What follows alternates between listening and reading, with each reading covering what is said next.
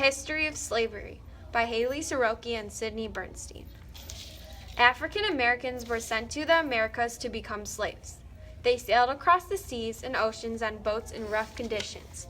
By 1850, America had about 23 million people. 3.6 million of those people were African Americans, and most of them were slaves.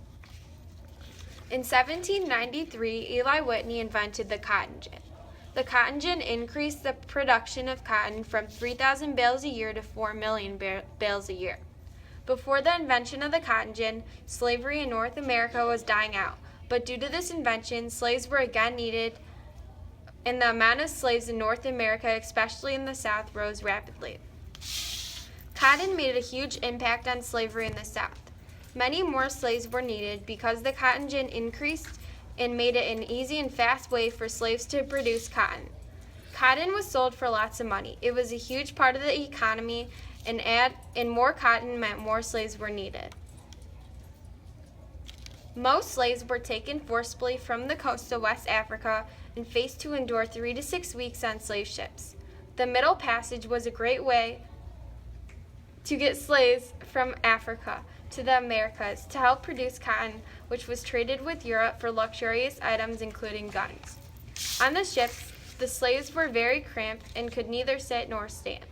10 to 20% of these slaves died during their journey to the Americas. Slaves did rebel on these ships, and the most famous rebellion was called the Amistad, which took place in 1839 and was later made into a movie directed by Steven Spielberg. In 1831, a slave named Nat Turner from Virginia started a rebellion called the Nat Turner Rebellion. Him and his friends were armed with axes and guns and went out and killed every single white person that they could find. Within 2 days of the rebellion, he killed 57 people.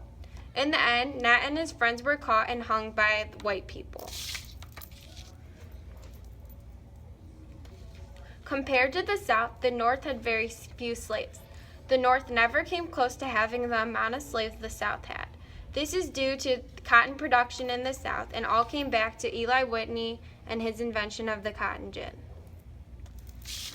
Many slaves tried to run away. Even though the consequences could be bad, they still risked their lives. If the slaves were found trying to escape, they could be beaten, whipped, mauled by dogs, or even killed. Slaves wanted to escape to the North where they could be more free, so they used the Underground Railroad to secretly get there successfully. Harriet Tubman was one of the most famous conductors of the Underground Railroad. This means she helped people escape slavery through hiding in safe houses. Harriet was once a slave herself and risked her recapture for helping millions of others. Slaves worked from dawn until dusk. Even after a long day of work and harsh treatments such as beatings or whippings, slaves still had so much work to do after the sun set. Slaves were only kept healthy enough to work, and many were forced to the breaking point with harsh treatment. Slaves were seldom hungry and well fed by their masters because they needed a lot of energy to work in the fields. On January 1st, 1863, Abraham Lincoln released a final draft of the Emancipation Proclamation. It freed very few slaves because it didn't allow slaves in border states and many slaves in the South to be free. However, it started the Civil War to free all slaves, which caused the 13th Amendment. The 13th Amendment was ratified in 1865. It stated that all persons held as slaves within the rebellious states are henceforward shall be free. In this story, Brer Rabbit, a fox makes a doll out of tar. Brer Rabbit thinks it's real and says hi to it, but when the tar baby doesn't answer, Brer Rabbit starts to punch him and ends up getting stuck in the tar. This story relates to slavery and shows us that you should treat everyone equally and that you should not hurt someone, even if they are not doing what you want them to. On Saturday and Sunday nights, slaves had free time. While many slaves quilted together in what they called quilting bees, many other slaves sang songs and danced.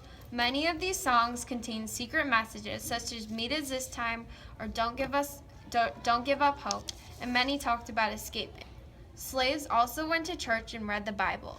Slaves did not like going to white churches because the ministers only preached messages about respecting their masters. Instead, slaves created an invisible church where they could sing and pray to God in any way they wanted to. Slaves would sing songs to tell each other when the secret church would be. Conclusion.